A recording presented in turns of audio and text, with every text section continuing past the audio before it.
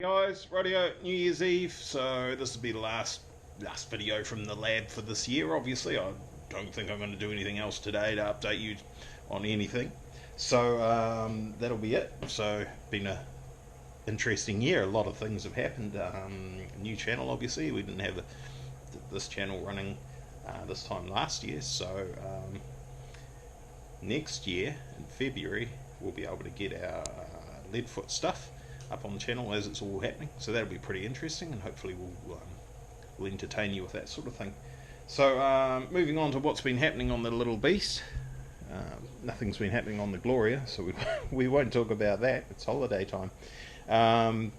Just wanted to get a couple of things sorted out on it. So up by the Aegis Oil logo there, you can see there's a little tank. It's 90 by 90 millimeters and 150 long, so it's just under a 1.5 litre capacity or something like that. That is to prevent us airlocking the engine if we have any blow-by past the head gaskets. So these engines are quite well renowned for having issues. Once you get up to higher horsepower and higher boost, they start having dramas with cooling. People, I mean, if you Google on the internet, people have had lots of problems with them. We've actually had no drama really once everything's sorted out as far as setting it up. We did manage to, we suspect, lift the heads on the dyno the last time it was being tuned. Maybe got a little bit aggressive with the timing,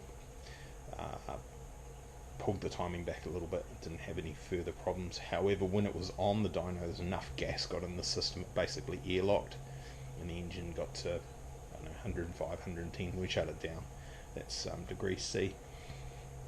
Shut it down, bled it all up, got it good again, carried on, did the same thing again. So we pulled the spark timing back to sort that out.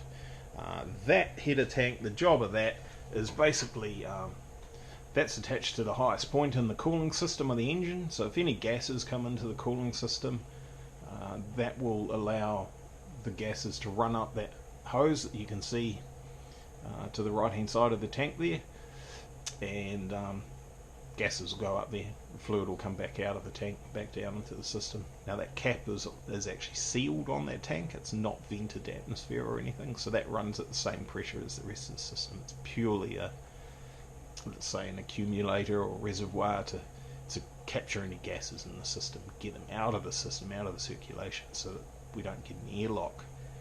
Basically, that's its sole purpose. So anyway, on to other things. Down here on the differential, you can see, we spoke about this much earlier on, we blew out this bloody shaft that was going into a CV joint on the side of that diff there. So that fitting's got one of these on it, which is a tone wheel, and that runs the ABS normally, and that's where the speed signal comes from on a 350Z and a G35 and all that sort of carry on. So you can see that's got 46 teeth on it, so that's pretty important. We need to talk about that.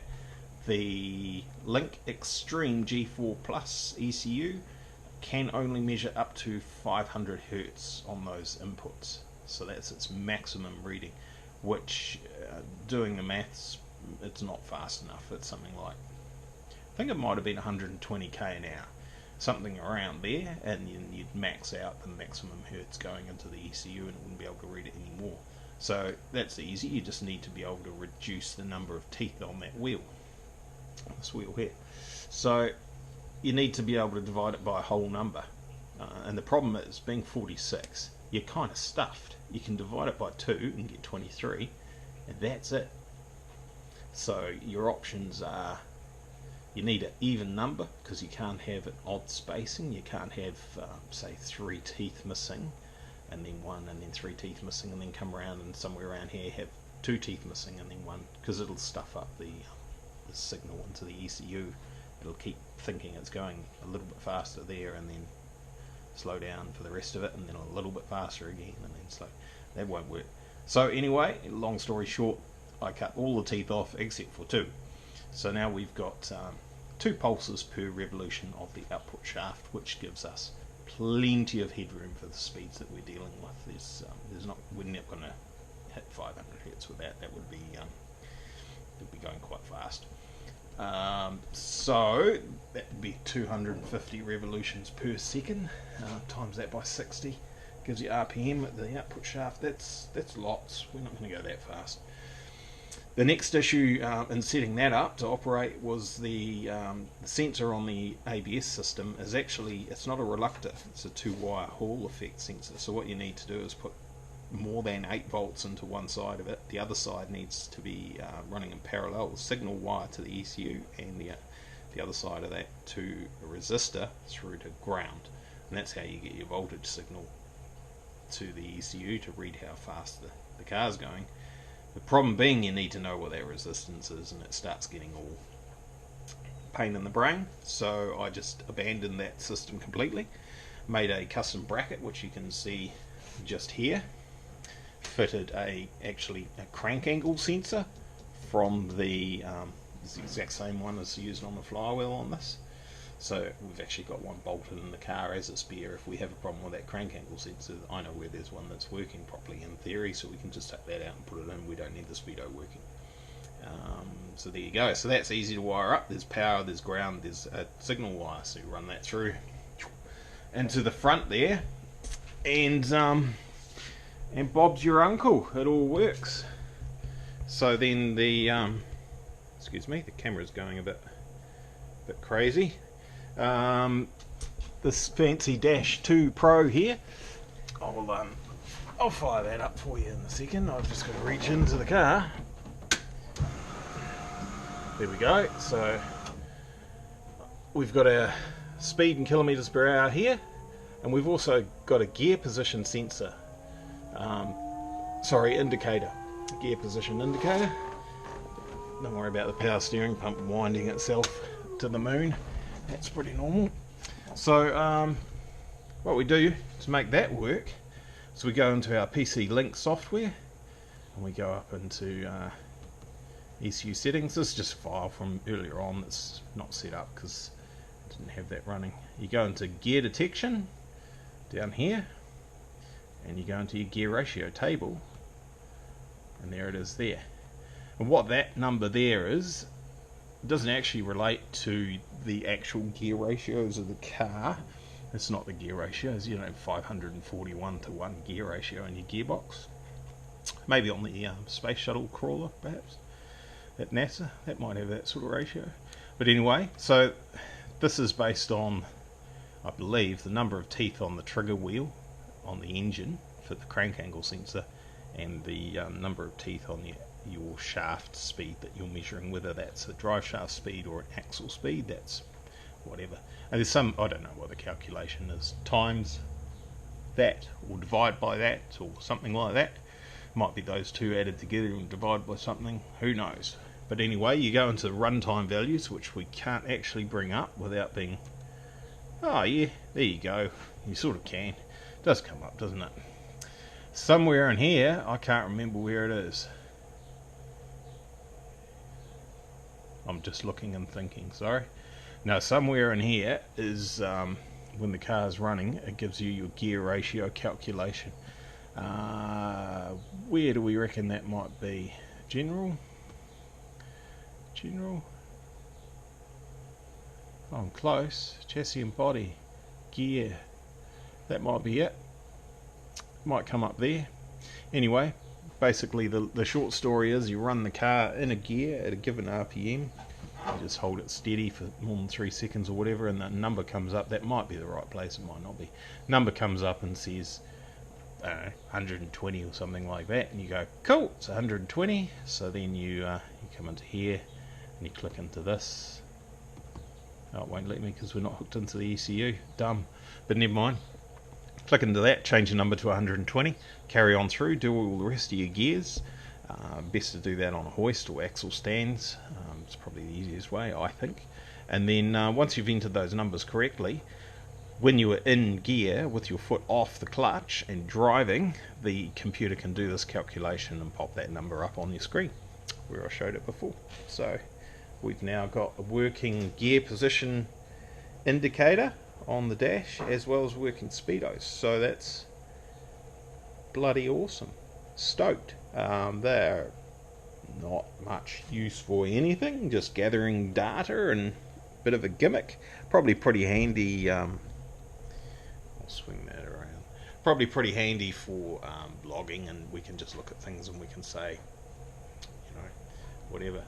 Tried that corner at third gear at, I don't know, whatever number, 4,000 RPM, and we went around the corner at, I don't know how fast that would be. How fast would that be, guys? 140 k's an hour? That'll do something like that. 140 k's an hour.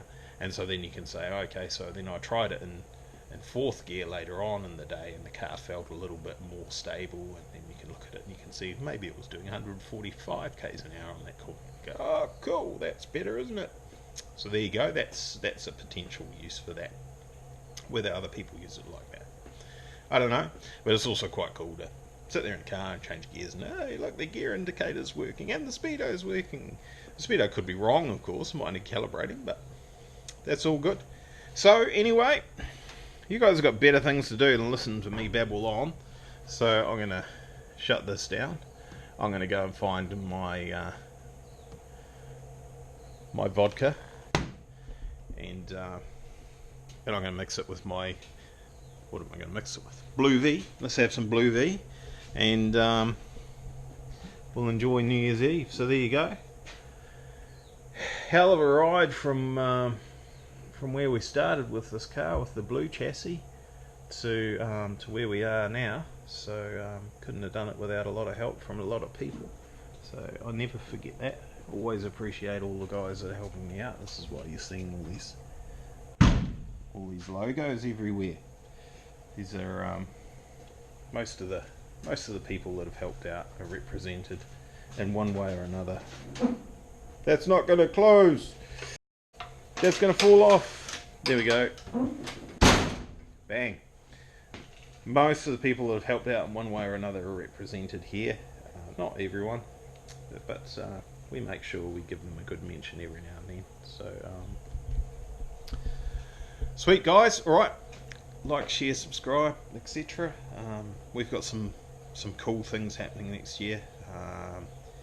Start of February, Leadfoot Festival in Hahe. Paul Radisich behind the wheel in the car. We've made some pretty significant improvements from what we had last year. We hope to go faster up the hill. There's a lot more competition. We've got Hayden Padden, we've got Alex Kelsey with his MC2, we've got Sloane Cox, we've got of course Alistair McRae in the Subaru. There was a plan to get top 10, and we reckon we could do it based on what happened last year, and I'm pretty confident that could happen. You know, if it was last year again, you know, if you know what I mean, same guys, same conditions, same cars running, etc., and everything all played out the same, I think we'd be top 10. I think that would happen. But it's motorsports, the field's changed, no one knows what the weather's going to do, and we'll just see what happens, as long as we get out there and have some fun. We'll have some posters to give away this year. I might get on with it. There might be some other merchandise of some description to, in case people want to put things on shelves or something like that. We might try and sort something out there. But definitely pop along, have a yarn. I'm good at yarning. You've just been listening to me probably a quarter of an hour. so that's all good. Right, I think I said I was going to have a vodka, so I'll do that. Right, have a good night on New Year's Eve, guys. Stay out of trouble. See you next year. Cheers, bye.